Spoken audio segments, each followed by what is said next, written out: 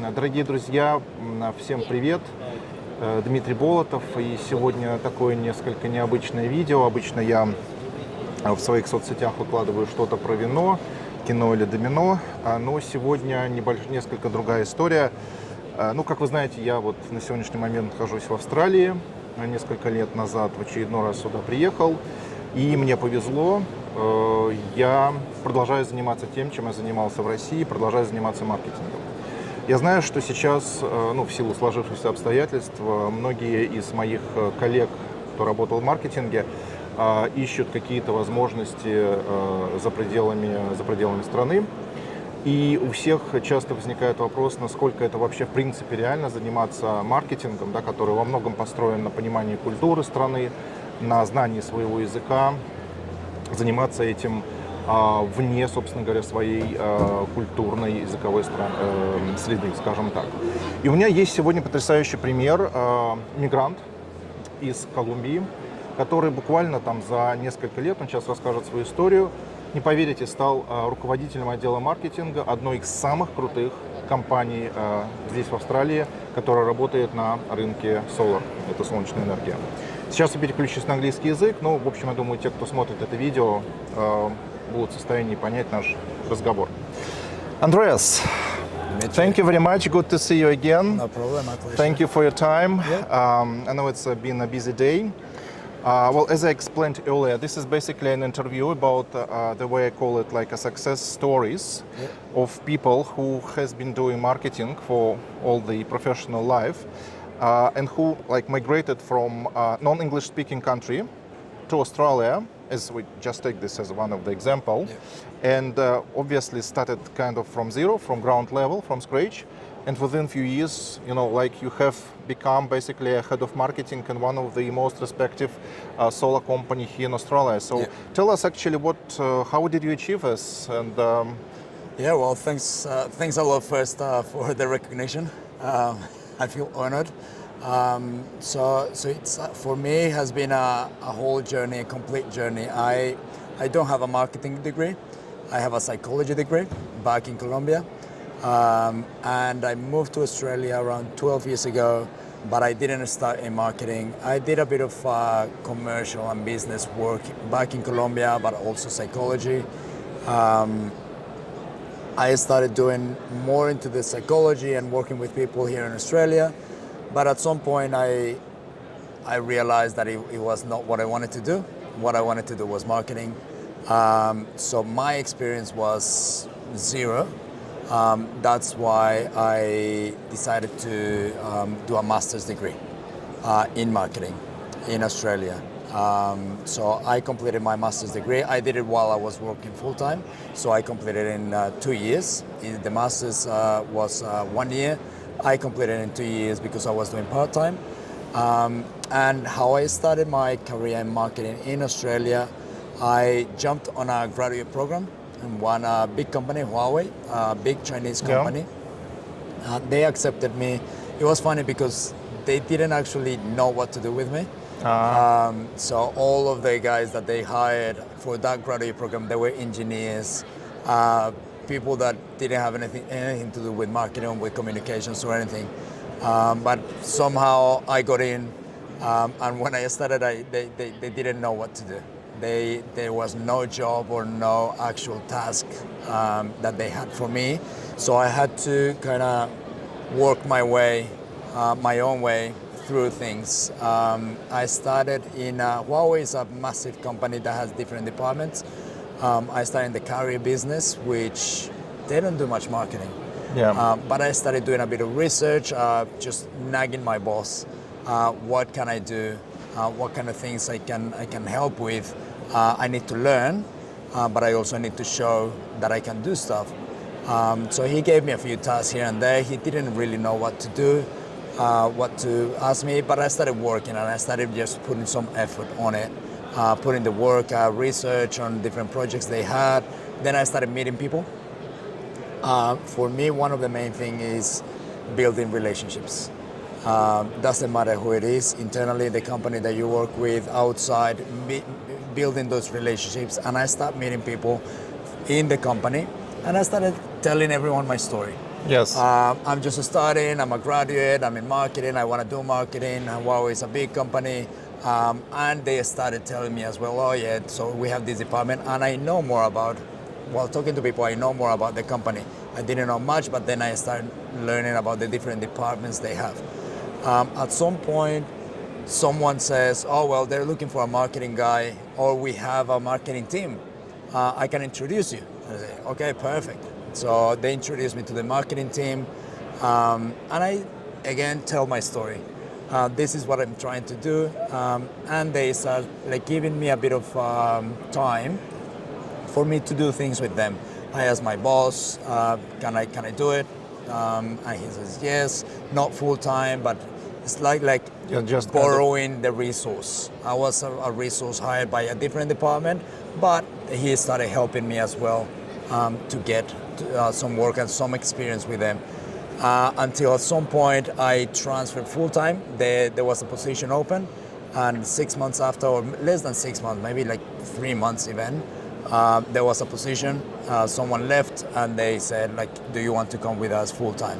And that's how I started, like, in full marketing, doing events and working in different campaigns with someone helping me, someone mentoring me, and I'm following. I'm trying to learn. I'm trying to digest everything that I can. I lasted for 2 years in Huawei.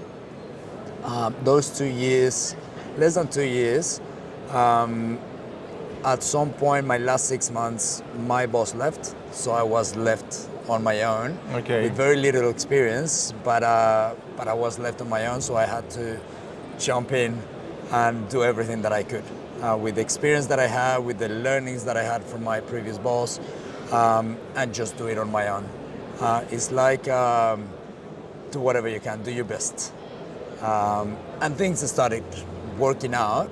Like sometimes you don't win, sometimes you lose, sometimes you win some others. But it is that journey that has taken me. Then LONGi got in touch with me.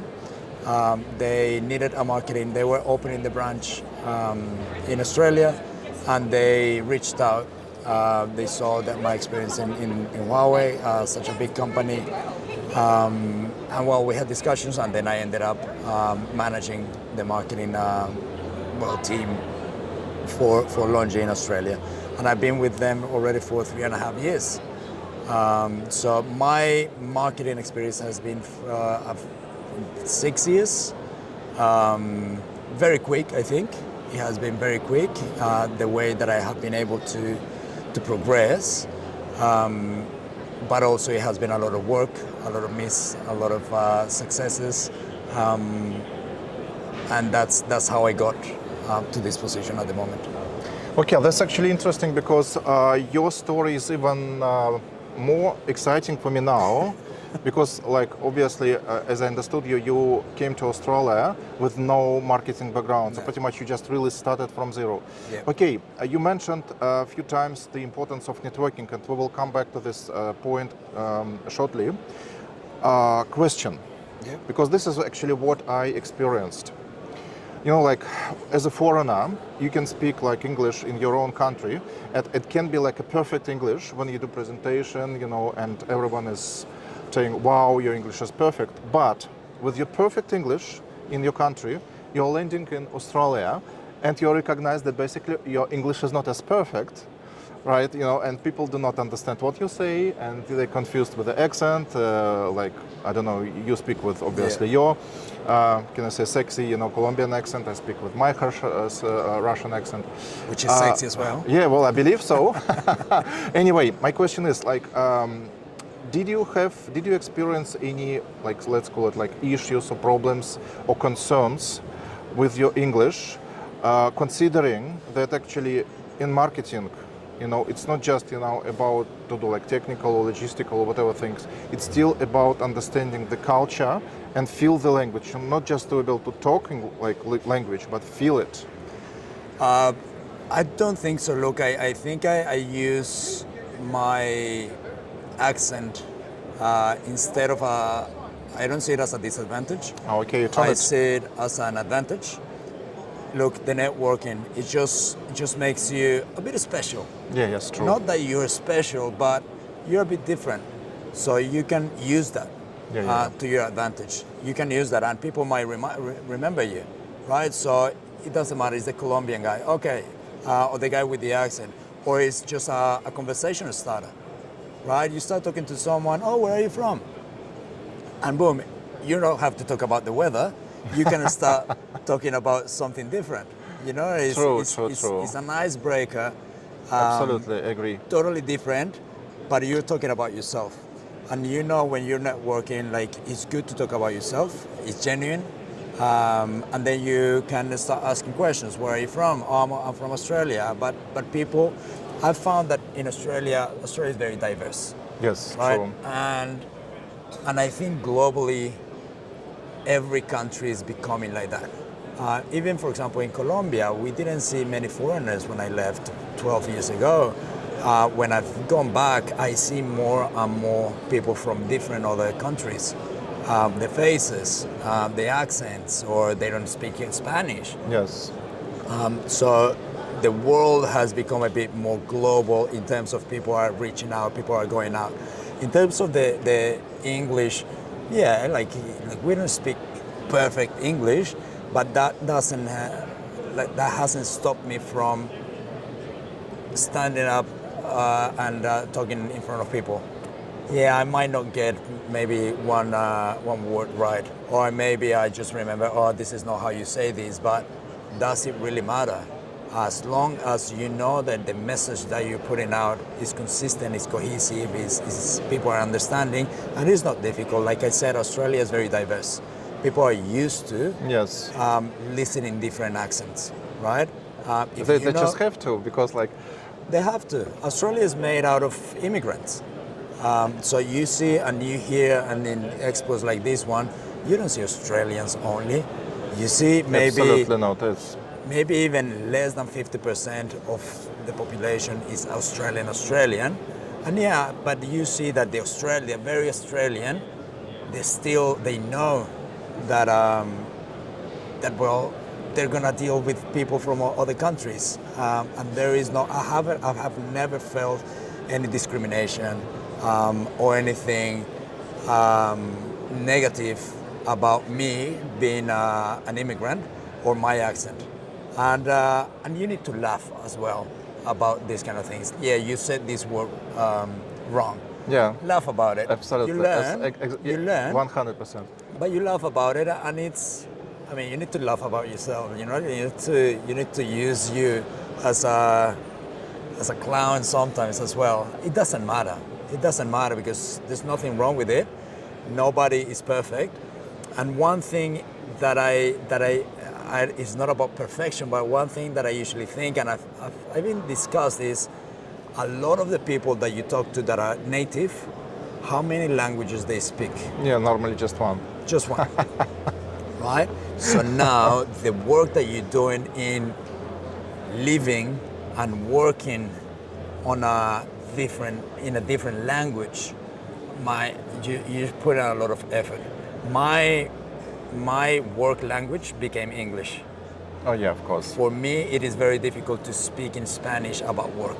When I'm talking to my mom or to someone that doesn't speak English, it is difficult for me because your brain starts switching to that language, right? Again, it doesn't matter that it's not perfect. Sometimes I miss words, or sometimes I don't know what the right word is. Either I Google it, or I just fake it till I make it. Oh, yeah, well, right? Pretty much, yes. As soon as the message is delivered, the job is done. The message is delivered, and it is not about. Don't be afraid of your skills, because it's not just about how you say things. It's what you're doing. If you have the right mindset, the ideas. If you're creative in marketing, we need to be creative. Yeah. We need to think outside the box. But we need to operate and we need to do things on time. We need to work. There's no language for those kind of things, right? Like the ethics and the way you work and the way you execute your work. There's no language. It's not in English. It's not in Russian. It's not in Spanish. I mean, you do your work and then you put in the language, right? And maybe it just comes to your advantage. Maybe you find customers that are Russian, or maybe you find customers that speak your native language. True. Right? It's just an advantage. And after all, like for example, what I experience from time to time, what I need to put like some kind of text, like wordings, not slogan, but the copywriting things. Obviously, like I still kind of think more in Russian. Yeah. I put like words into the English using Google Translate or Grammarly services. But then if I'm like not sure 100%, I always can ask truly Australian people Absolutely. just to have a look and say, is it like doesn't sound English? I do correct? that all the time. Yeah. I do that all the time. Look, It's not a problem. I'm lucky that I have Skylar behind the camera. Hi, Skylar. She is from the States, perfect English, and she studied communications, so she helps me a lot with that. Copywriting, I send it to her. Yeah. And we even discuss about these kind of things. And sometimes even she asks me, is this said correctly? More times from here to there, but sometimes we have discussion about how this is not the right grammar. Or I ask her, how do you say this? I call her sometimes my thesaurus, because I need a synonym for this word. Yeah, and then I ask her, right? But if she's not around, I would ask one of the English-speaking guys from work, or I just Google. I mean, there are so many resources out there, not just Google, but people, books, I don't know, everything. You won't get lost, and you will always find an answer very quick, like this. Yes, especially now in this like digital world, easy. Yeah. Well, Andres, this is definitely very interesting. Another question for you, and this is basically about the networking. When I started, like first time I came to Australia as a migrant, like complete migrant, it was 2009. Obviously, I had already good background in marketing, with the big international companies back to Moscow. My resume, like, really was looking quite impressive. But what I experienced, nobody was considering me even for the entrance position. Like, I'm not even talking about the head of marketing, forget marketing manager, even like, marketing assistant back there, right? And the reason was, well, at least in Australia, a lot of companies, they require like a first experience. Yeah. How did you, well, obviously in your case, like you started as an intern or something, yes, but what would be your advice for the people who, come to, say, to Australia, if we're talking about the Australian market, how would you maybe approach how to get to the business and get your first experience? Look, I think that is a very relevant question, and because I got into the graduate program, it doesn't mean that it was just that. I applied to many jobs and I was in exactly the same position. No experience in Australia. Yes. Right, no experience in Australia. There's nobody that can say, oh, you work here, that you had a bit of experience, or someone that can vouch for you, right? All the jobs that I've gotten in Australia, I can say that it has been because of the networking. My first professional job in Australia, or for an organization, it was because I met someone. I used to work at a cafe. Right. As a waiter. And I used to talk to all my customers. Again, I would tell my story to everyone. Everyone who was keen to listen, they would have me there for 10 minutes telling them my story. I'm Colombian, I just came to the country, I'm trying to look for work, this is what I do, this is what I did. And one of those customers knew the CEO or the manager from this organization, and they put me in touch. It was not free, it's not like, oh, you got a job. No, I went and I interviewed and I told them my story again, and then I got something there.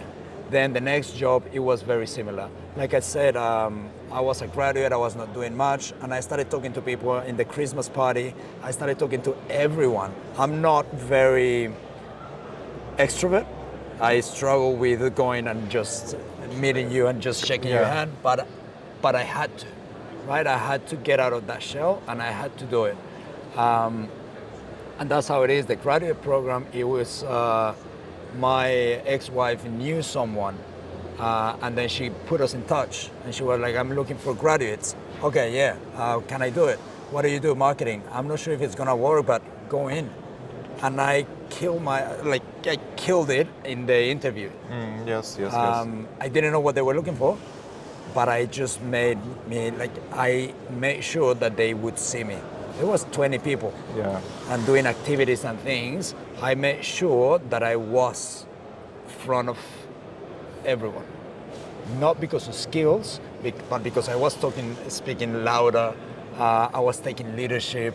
And it is not natural for me, but you need to do it, right? And that has nothing to do with speaking or not, or a perfect English or a non-perfect English. Yeah, definitely. You need to kind of make a little bit of extra effort to kind of stand out of the other people. Yes, I agree.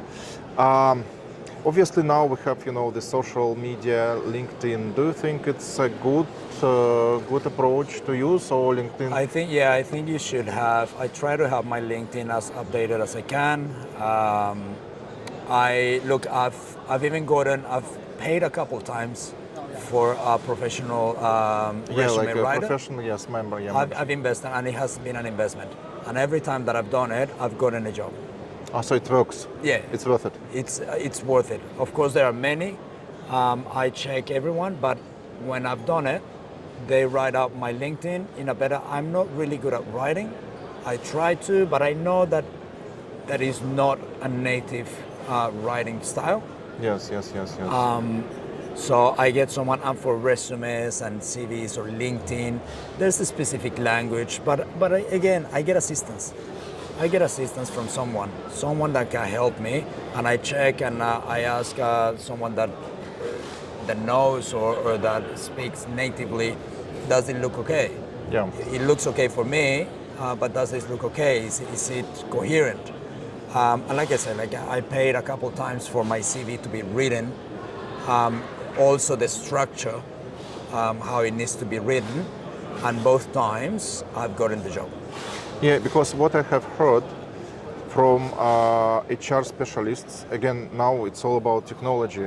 It's even like when you send your resume, it's even not a human who checks it, but it's like a scanning, like a bot or system. So that's why it's very important that everything is, the keywords and stuff. They use keywords, yes. They use a certain structure. If you're using images and all those kind of things, that's not going to read it. So try to be a bit more simple, make it a bit more simple. Those kind of things, that will work. Yeah. I mean, if you see, like anything, if you see that you're failing or not failing, but you're disadvantaged somewhere, or that you have a weakness somewhere, maybe work on that, right? But it is something that you can work on. It's not, don't leave it as something that is lost.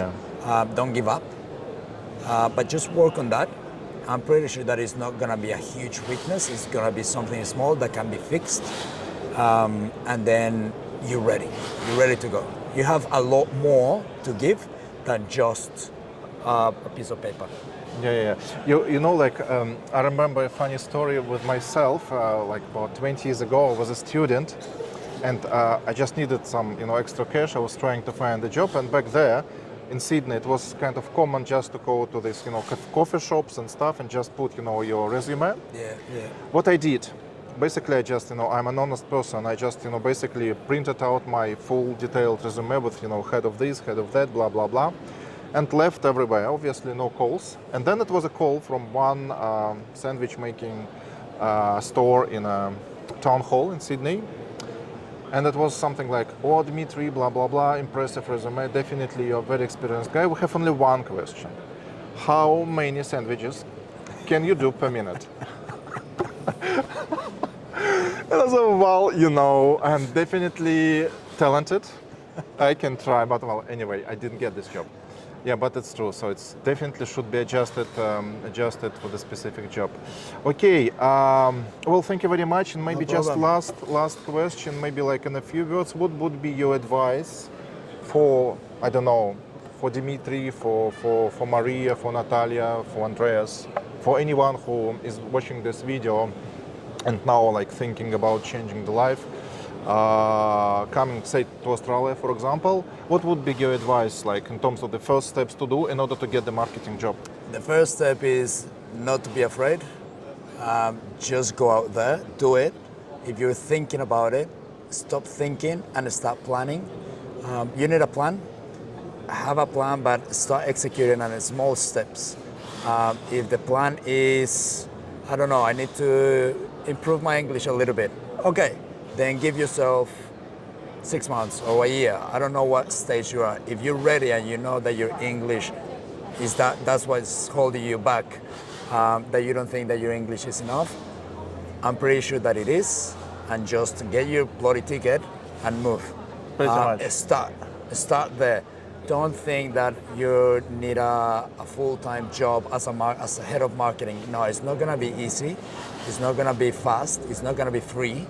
But if you work hard and if you start talking to people, being open to have those conversations with everyone, you're gonna get it.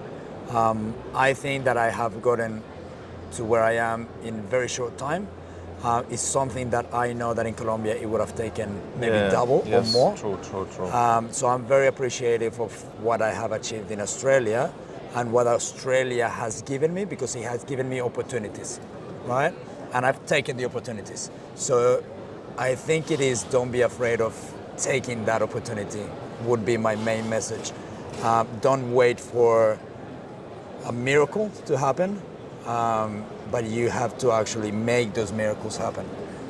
It's about work, but it's about not being afraid of shaking someone's hand and going and introduce yourself. Hey, I'm Andres. Hey, I'm Dmitry. Hey, I'm Maria.